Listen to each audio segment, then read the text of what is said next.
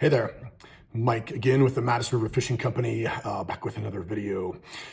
Today I want to share with you a little bit about rigging, rigging for fishing. In particular, today we're going to talk about a nymph rig, a rig that I've been using for the past few years now. Been guiding on the Madison for quite a few years now, and you know, as guides, one of the things we do is try to continually refine things and think of ways to make our fishing, our rigging certainly more effective, more efficient, maybe easier to use, easier for clients to use, things like that.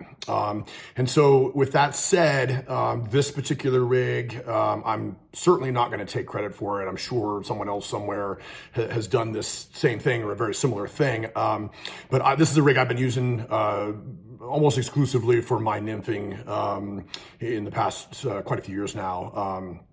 And it's a pretty unique rig. One of the things I've done with this rig and in general is sort of get away from the use of tapered leaders a little bit. I certainly still use them for dry flies, certainly use them most of the time for streamers. But when I'm nymphing, particularly dead drift nymphing or dragging is another technique we use on the Madison, this is the rig I'm using. And I refer to it as a 90-degree rig.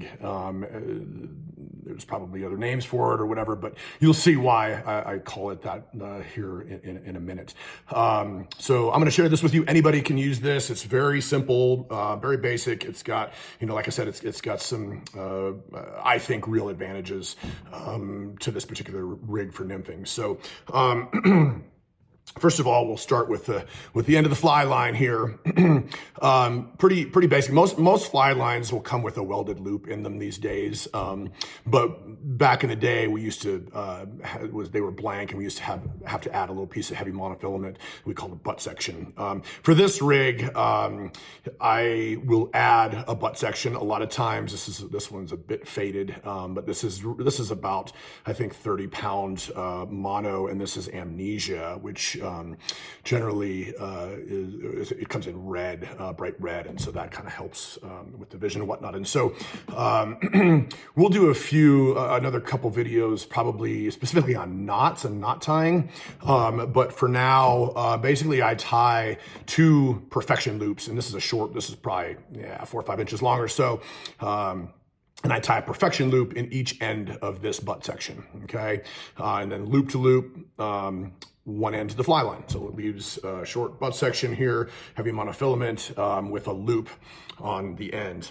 And so the next part of this is, I like these, of course, bobber, strike indicator. I like these newer ones that kind of screw together. There's lots of different varieties that you can use. I do like these. Supposedly these are biodegradable as well, and they don't kink your line like some of the other ones of this style do. So they just screw together. They come in, you know, in halves there, and one half, the male half here has this little threaded sort of plastic bolt coming out of it, and there's a split in that bolt. And what I like to do is put that loop with half of the loop into that split.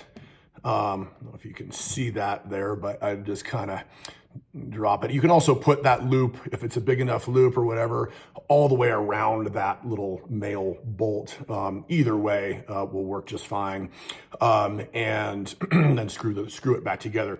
The beautiful thing about this, and a little bit different from some of the other rigs, is this won't slide. I mean, that's completely locked in place. Okay, so you got your butt section. You got now an indicator. On that, you can use foam indicators, stick-on indicators as well, whatever you prefer. You can even use a little yarn indicator that has a little rubber loop in it, and just loop to loop the two together. However you like to do that. I do it like this. These things float great, particularly in the rough water of the Madison. All right, so the next step in this, and I do use large spools. This is fluorocarbon, and generally use that for the most part.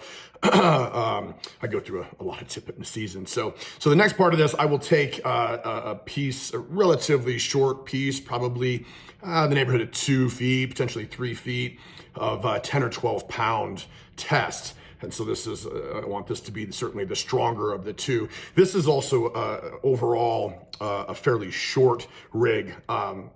And one of the advantages to using this rig over a leader is that you can get away with having it a little bit shorter, because it will sink much more efficiently and quicker. So you don't really need the length of a leader to do that. Okay, so the next part of this is behind the bobber on that butt section. Real basic. I'm just going to do a clinch knot.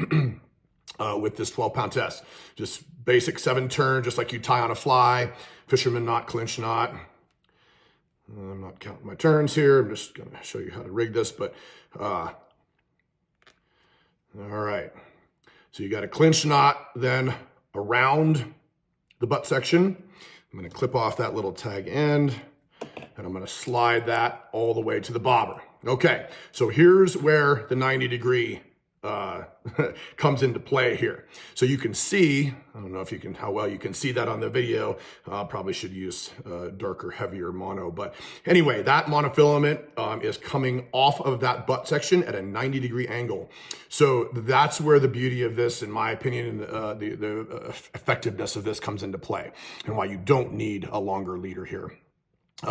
Is because this will, so a couple of reasons. The sinking piece of this, which is going to be the pieces of tippet material coming down here, certainly go off at a 90-degree angle. So with a leader, you're going to be coming down at more of a gradual angle into the water. So it's actually, and the other part to that too, with a leader, the leader, of course, tapered leader gets thicker the further it moves up towards the back of the leader, the butt of the leader. So that's actually adding resistance as it sinks. So it's going to sink more, the back end of the leader essentially is going to sink slower than the front end of the leader. All right. And so you're going to end up with an angle always when you're using a tapered leader in the water, is how that, once it sinks. Whereas this comes off, two parts to it. It comes off of the butt section here at a 90-degree angle. So it's going straight down underneath that bobber. And it's also not tapered. It's very, very thin. So that's going to sink very quickly. The other piece of this is you can end up using less weight, which is nice, because throwing weight, casting weight with a fly rod, and the more you put on there, harder it becomes. You're going to snag bottom, things like that. Okay, so we have our 2 foot or so piece of 12-pound heavy monofilament. The next part to this is I'm going to use a swivel. Get swivels. These are Gamakatsu. These we sell these in the shop. You get swivels any number of places. This is a fairly large, fairly chunky, heavy one. That will, you can get them in different sizes, super micro as well, super tiny ones. A couple of things about using a swivel. People ask why do I do that? Number one, it adds a little bit of weight to the rig. So in place of using a split shot or whatever, a lot of times with this rig, I'm not using any split shot whatsoever. I'm just using the 2 flies. One of them generally has a bead on it. One of them, we're going to use 2, one larger girdle bug and then a little bead head, and I'll show you how to rig that. And the other 2, and I'll show you how I'm going to rig the 2 flies on here with a dropper.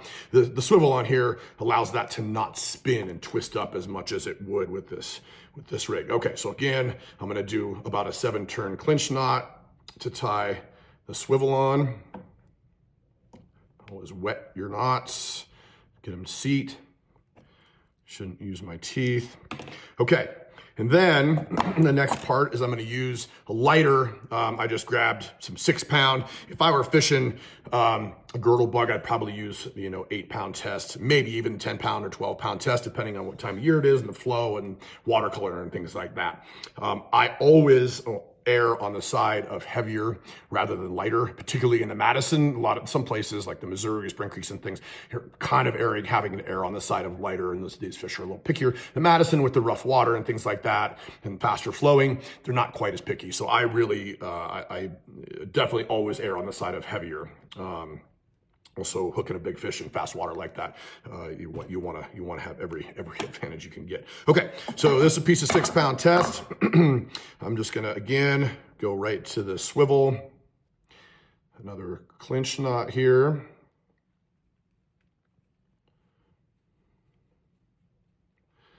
All right,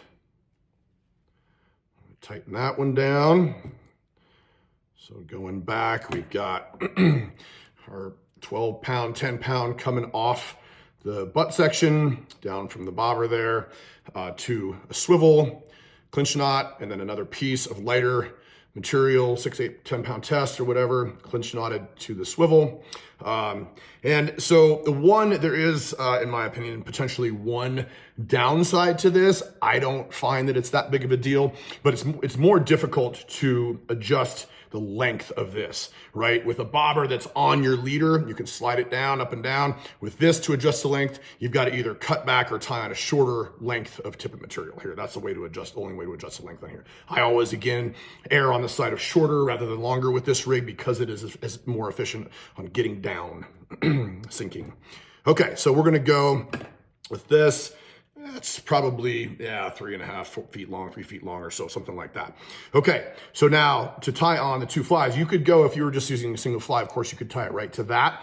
I'm gonna go with a two fly rig here, which is when I'm nymphing, pretty much all I use is two flies. I don't know that I ever nymph with just one fly.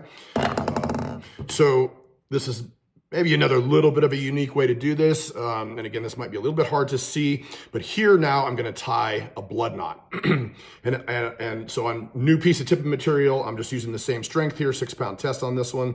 You could go from 8 to 6 or whatever, however you wanted to do that. Here, I'm just gonna go, and the reason I'm gonna tie in another piece is because I'm now gonna build myself a way to add two flies the way I like to do it to this rig, okay? So I'm gonna tie just a real quick blood knot here, and I'm going to leave one of the tag ends quite long on this blood knot because I'm going to tie a fly to that piece here, one of those tag end.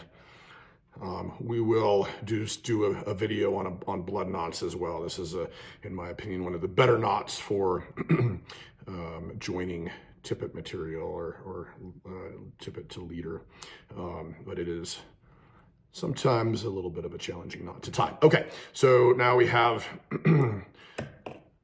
a tag end here and our long end. When I'm doing this, now we're gonna tie our flies on. When I'm doing this, I generally will always try to put the heavier, larger fly on the very end of the rig, okay? Reason for that being is turnover. When you're casting, it will just aid how your line turns over because you got more weight there towards the end of the rig. So we're just gonna add this. I can get it through the thing here. All right. And you can tie this on just with a basic clinch knot, or I'll use a loop knot a lot of the times, whatever you like. I'm just gonna do a quick clinch knot here. Cut off my tag end. Okay, and then now we go back up to the little tag end of the blood knot that we had, and I'm gonna add a little bead head, smaller fly to that one. Again, we're gonna clinch knot that.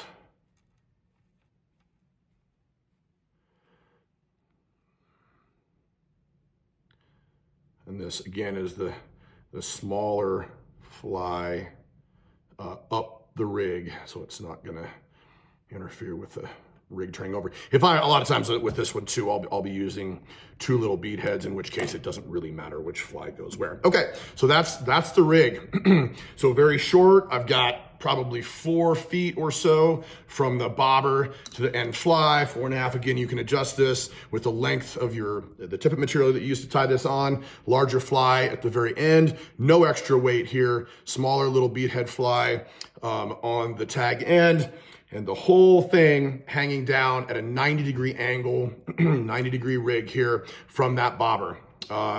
That is my go-to nymph rig virtually all summer on the Madison. It seems to work quite well. It doesn't tend to hang up as well because you don't have as much leader tippet material down. It just runs really well, and it's very sensitive. And a lot of times too, what will happen is that larger fly will be bouncing on the bottom, bouncing in the rocks, and it will keep the smaller little bead head up off the bottom a little bit, floating with that bobber. So it's kind of more of a mid depth. So you're hitting a couple of different depths there.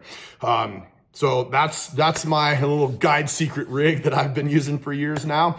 Let us know what you think about that.